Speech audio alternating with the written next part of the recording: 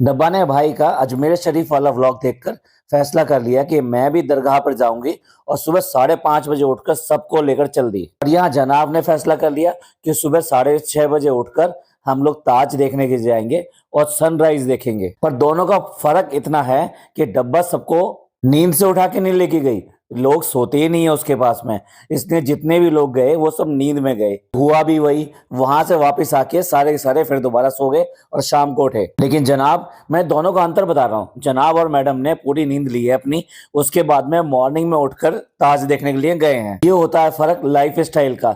डब्बा अपने life style की वजह से बोरा होती चली जा रही है, मोटी होती चली जा रही है। मुझे नहीं लगता अब उसको ऐसा कहने में कोई बॉडी शेमिंग वाली बात है, ये उसकी हेल्थ की बात है।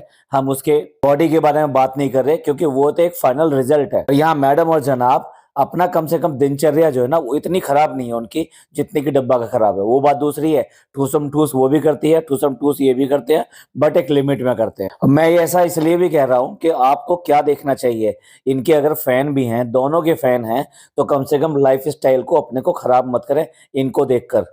ओनली जनाब और मैडम पे बात करते हैं। तो इन्होंने सुबह 6:30 बजे का प्लान तो कर लिया, पर पूरा का पूरा इनका प्लान जो है फ्लॉप रहा। इस तरह से इन्होंने ताजमहल, गायब में से ताजमहल दिखाने की कोशिश करी लोगों को, ये खुद नहीं देख पाए तो लोगों को कैसे करके दिखा पाते।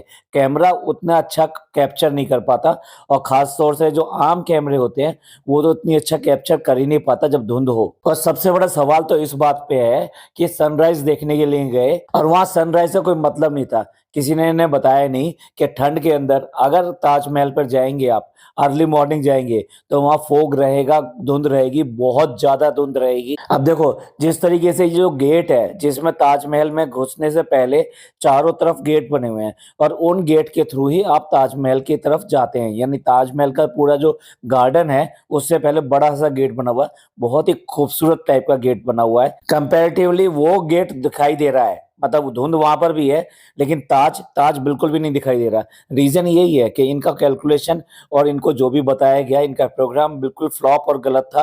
क्योंकि अगर आप सर्दियों के दिन में अगर जाते हैं तो ताज है यमुना के किनारे, और जितनी भी नदियां हैं, ये तो आप सब एक्सेप्ट करेंगे, नदियों के पास में धुंध की जो संभावना होती है वो बहुत ज्यादा ही नहीं बल्कि सबसे ज्यादा होती है शहर के अंदर। तो ऐसे में ताज तो फिर दिखाई देगा ही नहीं, और वो ही हुआ, इन्हें दिखाई नहीं दिया। इवन देन इन्होंने वहां घंटों इंतजार किया, बट प्रॉपर वे में जो घुसते ही, जो एंट्री करते ही आपको जो वाव फैक्टर मिलता है, वो वाव फैक्टर इन्हें नहीं मिला। इनफैक्ट ये जो होता है ना, आंख मीच लीजिए और आंख एकदम खोलें और आपके सामने एक ऐसी चीज हो जिसको देखकर आप भौचक के रह जाएं, आप कह उठें वाह। भाई, किसी को भी अगर ऐसी फीलिंग लेनी है और वो ताज देखने के लिए जा रहा है, तो वो जो बाहर जो गेट है, आप वहां पर खड़े होकर जब एंटर होते हैं, तो एंटर करते समय भी आपको ताज बिल्कुल नहीं दिखाई देता।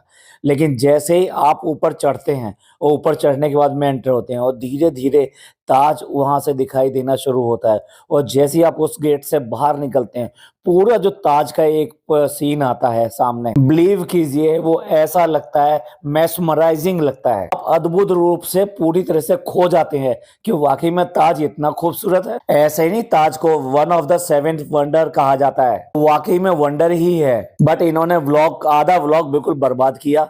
ना ताज दिखा सके ठीक से, ना ताज की खूबसूरती दिखा सके, ना ताज के गार्डन ठीक तरीके से दिखा सके, क्योंकि उतनी ज्यादा धुंध थी जिसमें क्लैरिटी नहीं थी। और सबसे बड़ी बात जनाब की, जनाब बिल्कुल भी अच्छी तरीके से शूट नहीं करते, पिक्चर क्वालिटी बहुत ज्यादा खराब होती है। इवन इस बार तो जनाब को भी महसूस हुआ, स्टार्ट किया तो उन्होंने कैमरे का लेंस साफ किया। अब अगर दोनों बहन भाई की अगर हमने कंपैरिजन किया भी, तो डब्बा के साथ में ऐसा नहीं होता। उसकी जो camera quality, I mean picture quality है, इट इज मार्वलस, बहुत ही बढ़िया होती है इसकी। स्टार्टिंग में जनाब जो ना उसकी शिकायत कर रहे हैं, नान की शिकायत कर रहे हैं। जिस तरह से डब्बा करती है ना कि कोई भी ऐसी चीज दिखाएगी जिसको देखकर लोग बाग कमेंट कर सकें या उसको बुरा भला कह सकें, तो जनाब आके शिकायत लगा रहे हैं कि वो जो है ना डे पे शर्ट में ही जा रहा था और मैंने उसे डांट दिया, जाओ जाके जैकेट पहन कर आओ। मैडम ने रोस्ट करते हुए कहा, भाई किसका है?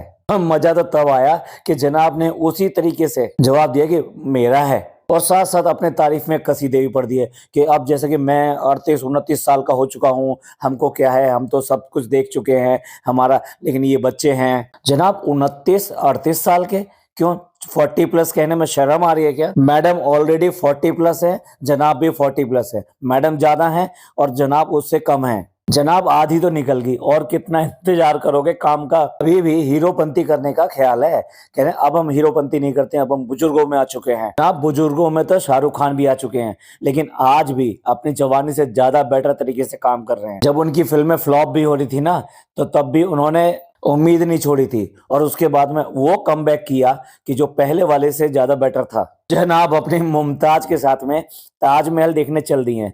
अभी नहीं मुमताज याद आई है, इतने साल की जो प्यार मोहब्बत ऐश बेईमानी, मतलब आप समझ लीजिए।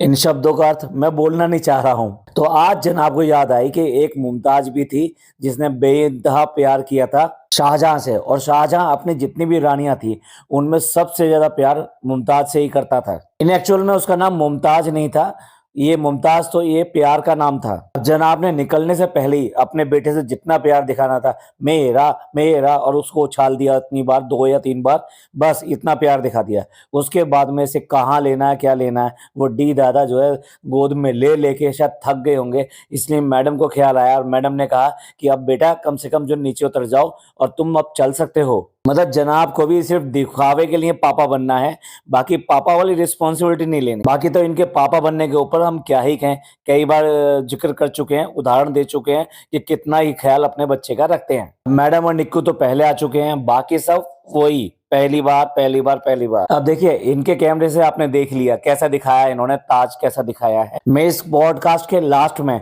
कुछ विजुअल्स लगा दूंगा कि जो फर्स्ट टाइम ताज आपके सामने आता है तो किस तरह का सीन दिखाई देता है और वहाँ आसपास की क्या खूबसूरती है। तो छोटी छोटी सी मैं 10-10 सेकंड की 15-15 सेकंड की 3-4 क्लिप लगाऊंगा। प्लीज अगर आपको ताज से प्यार है तो आप लास्ट में वो जरूर देख सकते हैं, इसलिए पहले पॉडकास्ट और उसके बाद में ताज की फिल्म है। तो इन लोगों को इतना ज्यादा एक्साइटमेंट था ताज देखने का, खासतौर से नान को, बट उसके बाद में भी जो ब्यूटी उसकी आनी चाहिए थी वो उनको नहीं दिखाई दे रही थी, और बार बार कोशिश कर रहे थे कि ये धुंध उतर जाए, ऐसा हो जाए वैसा हो जाए।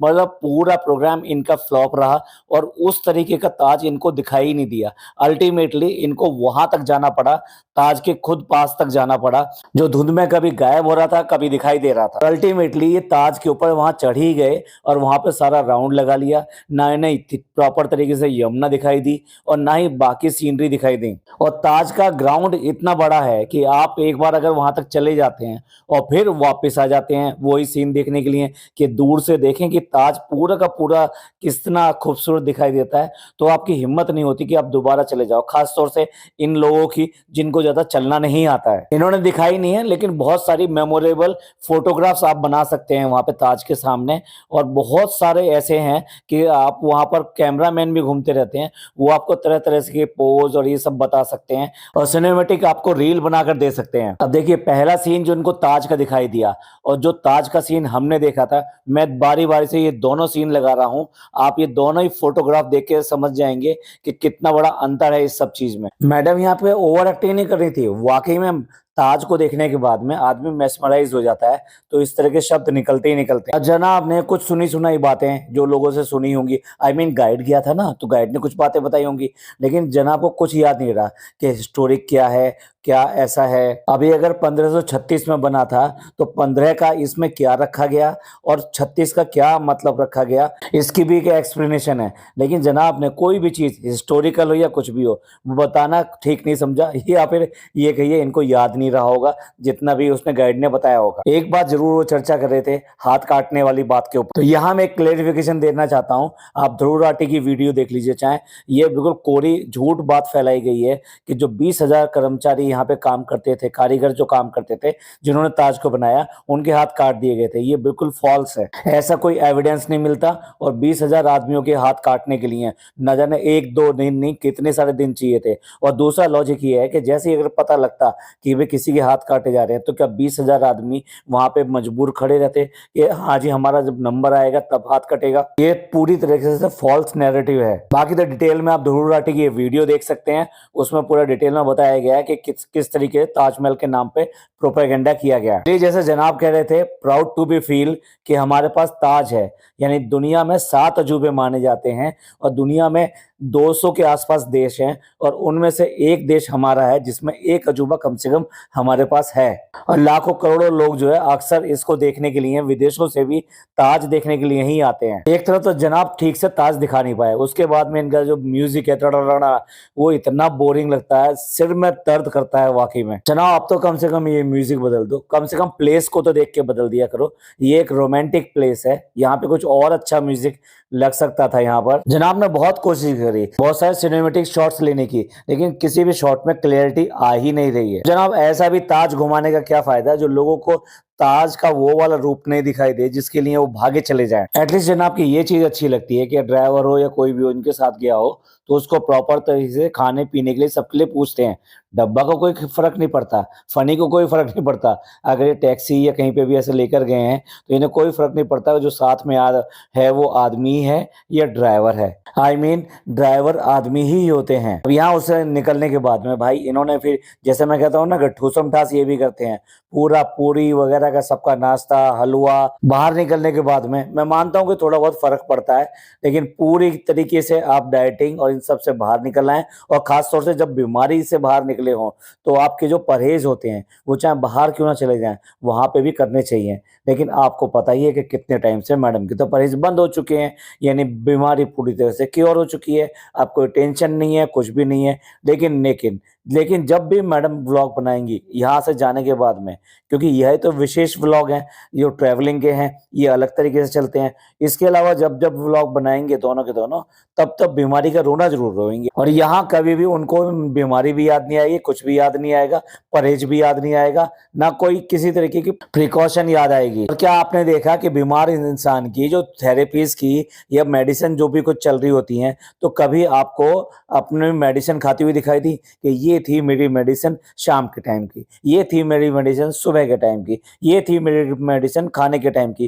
किसी भी एक टाइम की मेडिसिन आपको खाते हुए दिखाई दी? लेकिन नहीं, अपना इमोशनल चीजें लेके जरूर आ जाते हैं। भाई उसके बाद मिलवाया इनके पास रेलवे जिन के बारे में। रेलवे जिन में यो कह रहा हूँ कि एक IRTC है, एक इनके सुड्डू भाई हैं। ये सुड्डू भाई जो है डब्बा के, फनी के, इनके सबके टिकट बुक कराते हैं, लेकिन यही सुड्डू भाई थे जिन्होंने टिकट बुक नहीं कराया इनका दिल्ली का, और ये अपनी बहन के फंक्शन में नहीं जा सके। वो ये डब्बा इधर से उधर जल्दी जल्दी भागती रहती है तो वो सारे टिकट भी यही कंफर्म कराते हैं और यही बुक कराते हैं। लेकिन देखने वाली बात ये, रहते फिरोजाबाद में और फिरोजाबाद से इनको मिलने के लिए आए हैं। अब फिरोजाबाद मशहूर है चूड़ियों के लिए और कांच के सामान के लिए, इसीलिए मैडम के लिए चूड़ियों का एक बॉक्स आया है। भाई मैडम को अगर सही में पता लग जाए ना कि वहाँ कितनी खूबसूरत और कितनी कलाकारी वाली चूड़ियां बनती हैं, कितने तरह की चूड़ियां बनती हैं, तो हो सकता है पास में ही है मैडम जो वहां पे भी पहुंच जाए, कुछ मैडम के कलेक्शन के लिए भी मिल जाए, क्योंकि मैडम इसी चक्कर में बाहर निकली हैं। अब देखने वाली बात यह है कि डब्बा तो निकल गई होगी, कहाँ के लिए? मौधा के लिए और कानपुर के लिए,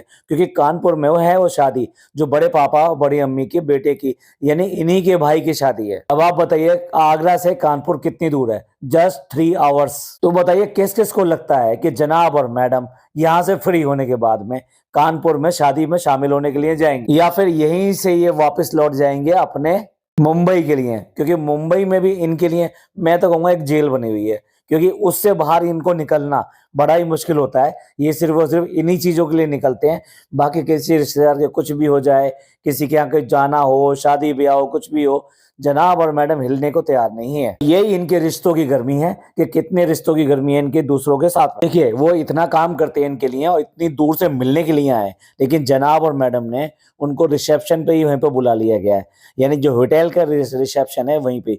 ना तो अपने रूम में ले जा सके, ना ही वहाँ के रेस्टोरेंट में ले जा सके कि चलो आपको कुछ खा पिला देते हैं और आप इतने दूर से चलकर आए हैं हमारे लिए तो कुछ हमारा भी बनता है। मानते हैं मैडम और जनाब जो है नॉर्मली गिफ्ट एक्सेप्ट नहीं करते और ये इसीलिए इनके पास इस तरह गिफ्ट आते भी नहीं है। लेकिन भाई अगर कोई इतनी दूर से चलकर आया, तुम्हारे लिए चलकर आया, तो तुम्हारे भी कुछ फर्ज बनते हैं। जब मैडम जब बात करती है ना तो बड़ी ओवर बन जाती हैं। 2-3 बातें उनकी कॉमन है। अगर ये जैसे ये लेकर आए इनके लिए, तो ये जो गिफ्ट लेकर आए हैं, चूड़ियां जो लेकर आए हैं, तो वो चूड़ियां इनकी मतलब पसंदीदा ही नहीं, बहुत दिन से ख्वाबों में देखी हुई चूड़ियां होती हैं कि भाई मुझे ये चूड़ियां लेनी थी, बस मुझे लेनी थी, आप ले आए, बहुत ही अच्छी हैं। और दूसरा वो चीज़ जो ट्रेंड में आ जाती है, वो ये कहते हैं हाँ, हाँ, इसका बहुत ज़्यादा ट्रेंड चल रहा है, ये बहुत अच्छी है, आप ले आए बहुत अच्छा है। मैडम अब तो ये सब करना छोड़ दो, ओवर लगता है, कुछ ज़्यादा ओवर लगता है।